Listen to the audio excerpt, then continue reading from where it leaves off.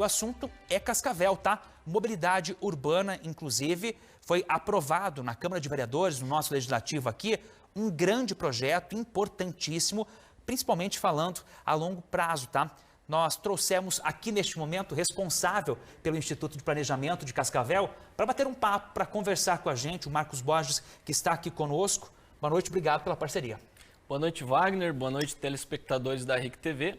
Bom, é uma satisfação poder dar esse recado para a população. O nosso planejamento nos últimos 3 anos do nosso plano de mobilidade vai virar uma lei. O que isso significa, né? Significa que todo esse planejamento de engenharia, de audiências públicas, em que a gente ouviu a população, ouviu as necessidades da população e traduziu isso em planejamento, em projetos para a cidade. Isso vai virar uma lei que vai traçar os próximos 20 anos da nossa cidade, como é que ela vai crescer, quais vias vão ser abertas, como que o transporte coletivo vai funcionar, como que as calçadas vão funcionar, a expansão da nossa malha cicloviária. Então é um projeto muito legal que eu fico feliz particularmente dele estar sendo aprovado. A gente vem fomentando essas audiências públicas. Eu acabei de falar de uma que começa daqui a pouquinho, em 6 minutos, aí, 6h30 da tarde, no pavilhão, aí, né, no Claudete, no Salão Comunitário, mas que envolve também Caltri, Cancele, Canadá, esses bairros. A gente vem falando de todas as audiências públicas. E como você falou, Marcos, nesse momento que tem a discussão. Você fala desse plano de mobilidade aí para 15, 20 anos, essa aprovação é muito importante. Isso tem a ver com aquele estudo que era anunciado, que tinha sido contratado um estudo aí para mobilidade urbana, ou são coisas distintas? Exatamente, está tudo ligado. O Instituto de Planejamento de Cascavel, que é o órgão municipal responsável pelo planejamento, contratou a empresa Logit, que é uma empresa nacional com muita experiência, já fez vários planos desse tipo. E os técnicos do Instituto de Planejamento, em conjunto com os técnicos da Logit, fizeram esse estudo. O que nós fizemos? Nós ouvimos a população, fizemos mais de 20 reuniões em bairros, fizemos 2 audiências públicas, nós colocamos isso em forma de lei. Nós, além disso, fizemos contagem de veículos, nós fomos lá, filmamos, contamos quantos veículos passavam em determinadas ruas, em determinados horários, para entender a demanda da nossa população. Entendendo isso, a gente jogou isso para um estudo de engenharia. Então agora a gente sabe quais são as principais obras, algumas delas nós já estamos resolvendo, como a Avenida Rocha Pombo, a Alexandre de Gusmão, a Valdemar Casagrande, outras várias que a gente já tinha detectado e já foram resolvidas nos bairros também.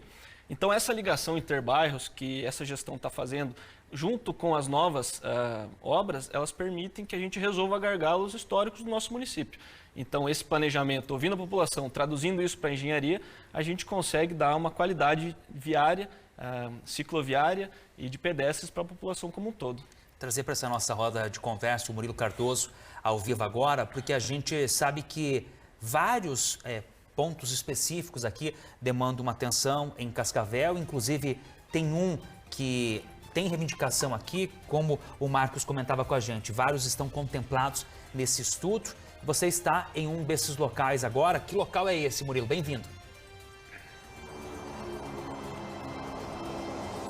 Oi, Wagner, boa noite para você, para todo mundo que acompanha o nosso RIC Notícias. Pois é, nós estamos aqui no viaduto da Jacarezinho, que é um dos pontos problemáticos dos cascavelenses, porque o movimento é intenso, praticamente não para. E aí a gente tem relatado diariamente as dificuldades que os motoristas enfrentam por aqui, principalmente em horários de pico. Se a gente fala que a atenção precisa ser redobrada, por aqui a atenção precisa ser triplicada, quadriplicada, porque não tem como dar bobeira. Ó, a gente tem a pista que vem, né, para situar o pessoal, quem vem da região do São Cristóvão, da região central e vai acessar a região norte aqui pela Jacarezinho, tem essa pista única, e quem faz o sentido contrário já tem 2 pistas. Porém, a Jacarezinho ela fica bem entre a BR-467, que tem um fluxo de veículos enorme, tanto para quem vai sentido a Toledo, ou para quem faz o sentido contrário para o Trevo Cataratas, de encontro a BR-277, sentido Curitiba. E aí quem vem das marginais ou quer acessar as marginais aqui a partir da Jacarezinho, enfrenta uma dificuldade tremenda, porque os motoristas aqui da principal tem esse fluxo de veículos enorme, muitas vezes até em alta velocidade, e aí tem que contar ou com o bom senso, com a gentileza aí do pessoal, a lombada ajuda aqui no cruzamento também para dar uma diminuída no movimento, no fluxo, mas também todo cuidado é pouco, porque para fazer as conversões, tanto aqui para a esquerda, quem vai para o Trevo Cataratas ou lá no outro cruzamento, né, na outra marginal da BR-467, para acessar sentido Toledo, aí a dificuldade é enorme. Vai uma buzina de lá, uma buzina de cá, às vezes até nessa conversão entra na pista errada, e a gente já relatou dezenas, centenas de acidentes, colisões que acontecem nesse trecho aqui, principalmente, como eu falei, em horários de pico. A gente passou aí perto das 6h30 da tarde, mas antes ainda, Wagner, enquanto a gente aguardava aqui para entrar ao vivo, eu estava observando, realmente é assustador o que acontece por aqui, e claro que os motoristas, os condutores reclamam bastante. A gente até chegou um pouquinho mais cedo também para conversar com o pessoal, porque agora não tem mesmo nenhuma condição, mas conversamos com os motoristas que utilizam aqui a via diariamente para ver como é realmente sentir na pele, na prática, passar aqui pelo viaduto da Jacarezinho. Vamos acompanhar.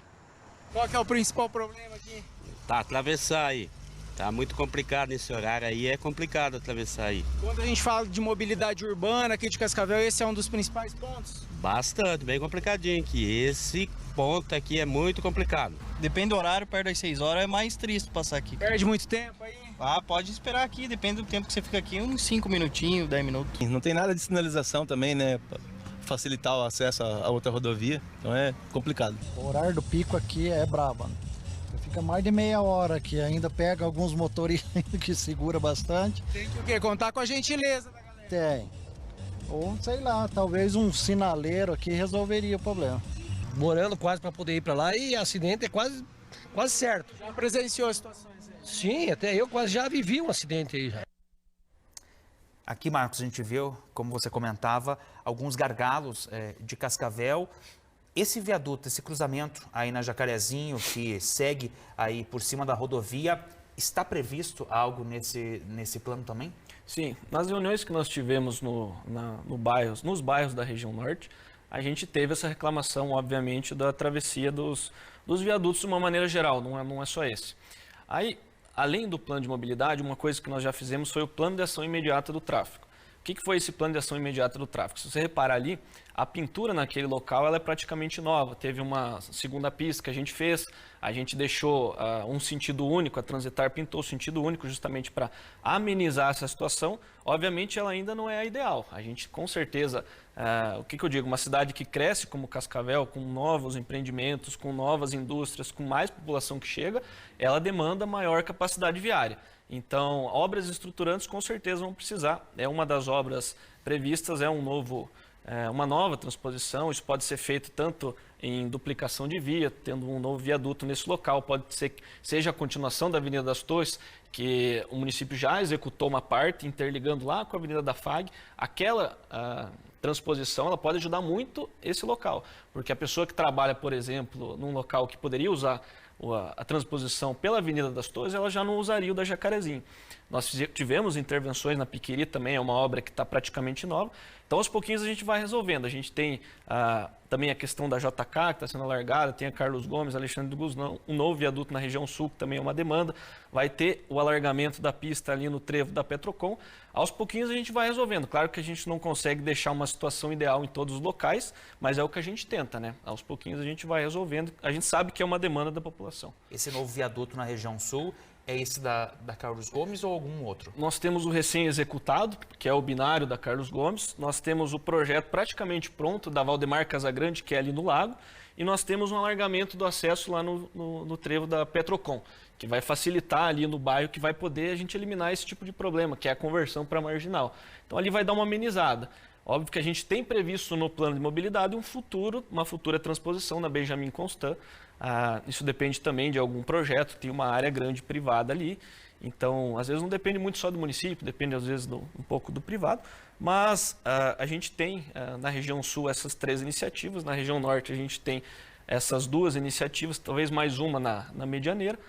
e a gente tenta resolver primeiro pintando a rua, abrindo novas vias de tráfego e depois estruturando as novas transposições, que é o que a gente tem feito na região sul e na região norte. Esse projeto de mobilidade que foi aprovado pela Câmara, ele prevê recurso também ou aí isso é um segundo momento? É o estudo, é a necessidade, é o projeto de viabilidade também e aí depois vai atrás desses recursos? A gente prevê, os próximos 20 anos, a gente não tem como prever recurso. Então, por exemplo, as 5 próximas gestões vão ter que seguir esse plano de mobilidade. O plano plurianual de cada prefeito ele vai por 4 anos. Então, ano que vem, o próximo prefeito vai sentar, olhar esse cardápio de obras planejadas que resolvem problemas estruturantes do município, ranqueadas por uma carga, o tempo horário que as pessoas vão economizar nas viagens e vai decidir quais obras ele vai executar de acordo com o orçamento que tem. Então, para buscar verba, vamos usar esse traçado aqui, esse projeto, qual que é a necessidade, isso está ranqueado no plano de mobilidade. Ainda não tem verba carimbada, obviamente, porque é um horizonte de tempo muito longo, mas o que a gente sabe é que essas obras que estão sendo feitas, elas já estão bem encaminhadas. Esse projeto, como você falava, até comentou o nome da empresa que fez, ele teve um custo de quanto? Qual o projeto? Esse projeto do plano de mobilidade, ele foi feito pelo IPC? Não, foi por uma empresa, Foi né? uma contratação da empresa Logit. Eu não me recordo agora certo qual que foi o valor total, porque teve um aditivo de prazo por conta da pandemia e tudo mais, mas foi um estudo assim, muito bem pago, digamos assim. Acho que passou de R$1 milhão o estudo. Demorou muito, Marcos? Ele acabou demorando um pouco mais por conta da pandemia, né? A gente tinha intenção de terminar em 2 anos, acabou fazendo em 3 e pouquinho, justamente porque as reuniões, as audiências públicas, a coleta de dados era muito ruim no período da pandemia. Mas que bom que agora está pronto e a gente conseguiu planejar o horizonte de 15 a 20 anos no nosso município, que é o que a gente quer. A gente quer deixar um legado. Às vezes a gente reclama que tem obra e tudo mais, mas o incômodo é temporário, a obra fica, né? É isso que a gente quer para a cidade. Então, esse plano de mobilidade, com essa aprovação do Legislativo, seria uma lei agora. Uma lei, exatamente, que vai guiar as próximas gestões municipais na execução dessas obras e nos problemas. Não só obras, a gente tem orientações para o transporte coletivo, plano de rotas acessíveis de calçada, com acessibilidade, quais são as rotas mais utilizadas para a pessoa pegar o ponto de ônibus com melhor acesso. A gente tem também a expansão da malha cicloviária, que a gente tinha muito pouca malha cicloviária, se for ver há 10 anos atrás, quase nula, e agora a gente tem uma malha grande e pretende chegar nos próximos 5 anos a mais de 100 quilômetros de malha cicloviária. Então, a gente também não pode pensar só no carro, né? A prioridade, de toda forma, é o transporte coletivo.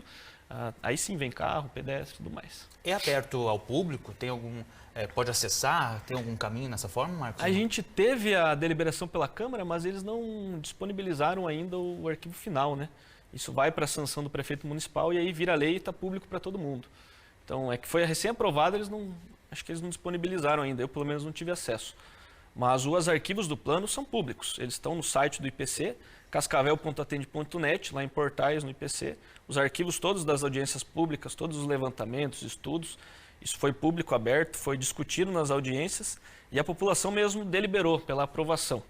Então, eu fico muito satisfeito desse trabalho, foi bastante trabalho, mas é um legado que a gente deixa para a cidade, tomara que seja muito bem feito. Com certeza. Obrigado pela participação conosco aqui, conversando em nome do IPC, esse projeto, essa mobilidade urbana que vai impactar nas próximas gerações também. Essa decisão é muito importante. O estudo, de modo geral, é muito importante.